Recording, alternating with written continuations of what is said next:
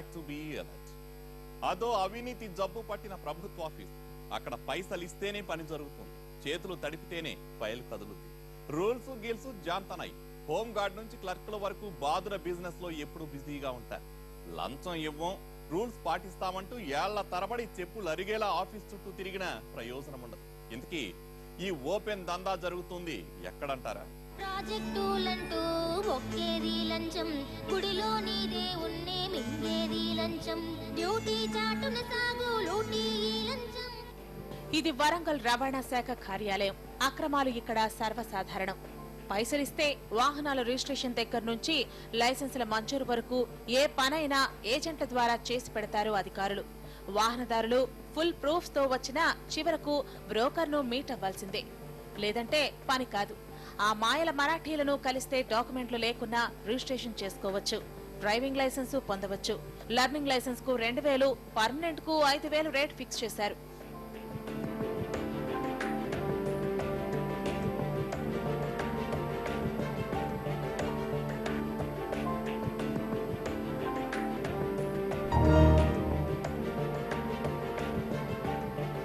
హోంగార్డులు, క్లర్కులు వసూళ్ల కోసం ప్రత్యేక కౌంటర్లు తెరిచారు.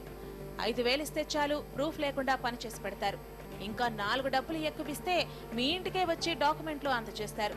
ఇదిగో చూడండి, ఈ హోంగార్డుకు డబ్బులు ఇస్తే అతను నేరుగా క్లర్క్ వద్దకు వెళ్లాడు. అలా డబ్బులిచ్చాడో లేదో ఇలా పని జరిగిపోయింది. ఇక్కడిది నిత్య కృత్యం. ప్రాజెక్టులంటూ ఒక్కేది లంచం, గుడిలోని దేవుణ్ణే మింగేది లంచం, డ్యూటీ చాటున సాగు లూటీ లంచం, అభివృద్ధిని నట్టేట్లో ముంచేది లంచం. రూల్స్ ప్రకారం లైసెన్స్ కావాలంటే 10th మెమో, గుర్తింపు కార్డుతో మీ సేవలో స్లాట్ బుక్ చేసుకోవాలి. ఆ తర్వాత 2 నెలలకు లర్నింగ్ లైసెన్స్ కు పరీక్ష నిర్వహిస్తారు. అది వచ్చిన నెల రోజులకు వాహనం నడిపి చూపిస్తే పర్మనెంట్ లైసెన్స్ కార్డు వస్తుంది. కానీ ఇవేమీ లేకుండానే లంచవతారుల చేతివాటంతో పనులు జరిగిపోతున్నాయి. ఈ పబ్లిక్ దందాకు సూత్రధారులు, పాత్రధారులు అధికారులే. ఏజెంట్లు, దళారులను ఏర్పాటు చేసుకుని మరీ గీతం కోసం అడ్డదారులు తొక్కుతున్నారు. ప్రాజెక్టులంటూ ఒక్కేది లంచం, గుడిలోని దేవుణ్ణే మింగేది లంచం, డ్యూటీ చాటున సాగు లూటీ లంచం. అవినీతి పరుల అంతు తేలుస్తామని సర్కార్ వార్నింగ్లు ఇస్తున్నా లంచావతారాలు బెదరట్లేదు. రూల్స్ బ్రేక్ చేస్తూ వసూళ్ల స్థాయి పెంచి జీతం కంటే ఎక్కువగా గీతం సంపాదిస్తున్నారు. ఆర్టీఏ ఆఫీసులో ఎవరెంత మింగేస్తున్నారు, ఎవరెంత వెనకేస్తున్నారనే దానిపై ఎన్టీవీ ఫోకస్ చేస్తుంది. ప్రాజెక్టులంటూ ఒక్కేది లంచం, గుడిలోని దేవుణ్ణే మింగేది లంచం, డ్యూటీ చాటున సాగు లూటీ లంచం. ఆర్టీఓ, ఎంబీఐ, ఏఎంబీఐ, కంప్యూటర్ ఆపరేటర్లు, సూపరింటెండెంట్లు, కానిస్టేబుళ్లు, హోంగార్డులు, ఆఖరికి డ్రైవర్లు, ప్రైవేట్ సైన్యం, ఇలా ఎవరికి దొరికినంత వారు దోచుకుంటున్నారు. అక్రమ ఆదాయంతో పాటు మామూళ్లు వారికి మామూలే. ఇక్కడ గొలుసుకట్టు దందా అంతా ఇంతా కాదని అధికారులే ఒప్పుకుంటున్నారు.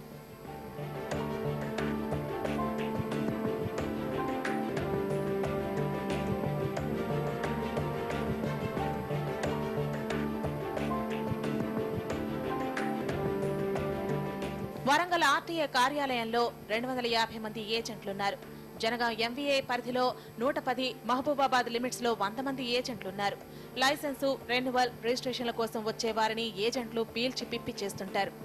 ఒక్కో గ్రానైట్ లారీకి మోటార్ వెహికల్ ఇన్స్పెక్టర్లు నెలకు 3000 చొప్పున మామూలు వసూలు చేస్తున్నారు. వరంగల్ ఆర్టీఏ పరిధిలో 350 గ్రానైట్ లారీలు తిరుగుతుంటాయి. మహబూబాబాద్, జనగాంలో సైతం మరో 100 గ్రానైట్ లారీలు రాకపోకలు సాగిస్తుంటాయి.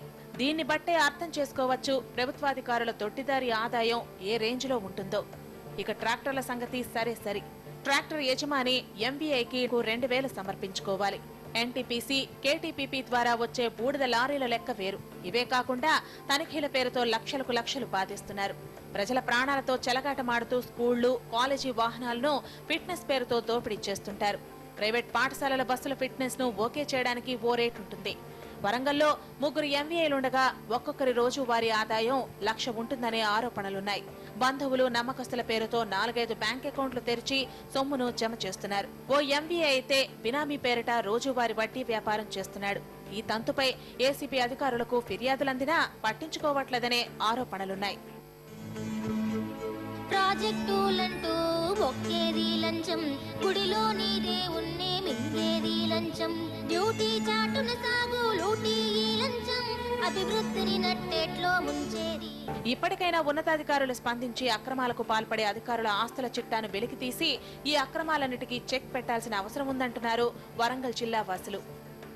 ప్రాజెక్టులంటూ ఒక్కేది లంచం, గుడిలోని దేవుణ్ణే మింగేది లంచం. డ్యూటీ చాటున సాగు లూటీ